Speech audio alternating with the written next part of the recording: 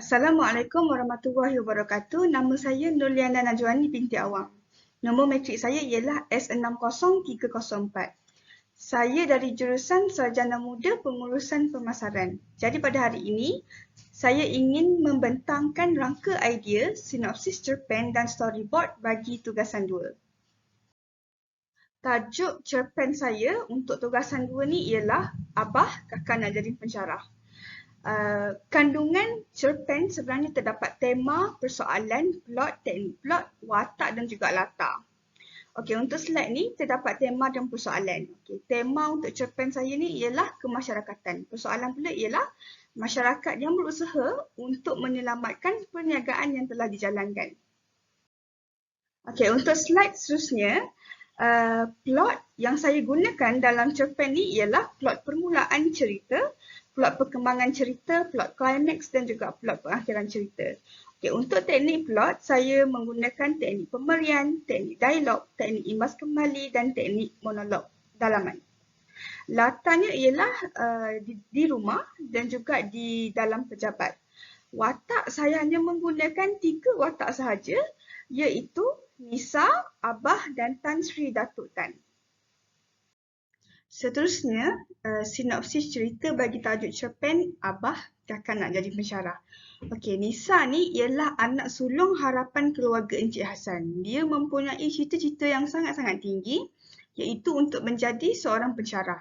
Jadi setelah dia memperoleh CJ Diploma dalam jurusan pemasaran, Nisa ni dia berhasrat dan juga bertekad untuk terus sambung pelajarannya ke tahap yang lebih tinggi lah, iaitu ijazah sarjana muda dalam bidang yang sama. Tapi sebenarnya dia nak sambung sampai ke PhD sebab untuk melayakkan dia menjadi pensyarah. Okay, namun segala perancangan Nisa ni terbatas kerana pandemik COVID-19 mula menyerang dunia dan juga menyebabkan ekonomi jatuh dengan teruk di mana syarikat milik peribadi ayah Nisa ni turut terkesanlah dengan COVID tu. Jadi oleh kerana itu, atas dasar simpati Nisa ni terhadap ayah dia yang sedang mengalami masalah kewangan di syarikat, Nisa ni dia membuat keputusan untuk tangguhkan pelajaran dia dan juga membantu memulihkan keadaan prestasi syarikat tersebut dengan hanya berbekalkan ilmu yang dipelajarinya ketika dia diploma dahulu.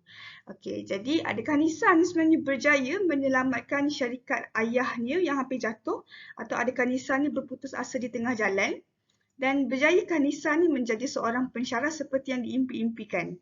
Abah Kakak Nak Jadi Pensyarah ialah kisah seorang anak muda yang mempunyai semangat yang sangat kuat dengan hala tuju yang jelas, tetapi dia diuji dengan masalah ekonomi keluarga. Jadi di sinilah bermulanya kisah perjalanan sebuah kerjaya bagi seseorang yang bernama Nisa. Slide seterusnya ialah storyboard. Pada permulaan cerita, saya menggunakan 2 watak. Latarnya ialah di rumah.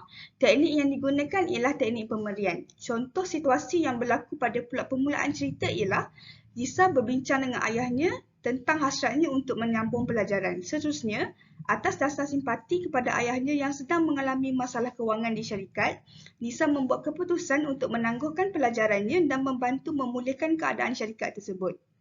Pada plot perkembangan cerita, saya menggunakan 3 watak. Latarnya ialah di rumah dan di pejabat. Teknik yang digunakan ialah teknik dialog, teknik pemberian, teknik imbas kembali dan teknik monolog dalaman.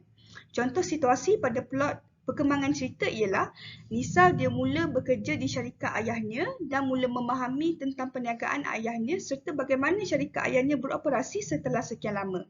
Pada plot climax, saya menggunakan 2 watak. Latarnya ialah di rumah dan di pejabat. Teknik yang digunakan ialah teknik dialog. Contoh situasi pada plot climax ialah masalah yang wujud dapat diselesaikan kerana pandemik dan ekonomi negara beransur pulih.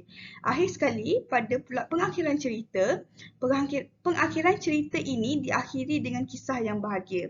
Contohnya ialah Nisa dia dapat menyambung pelajarannya ke tahap yang lebih tinggi.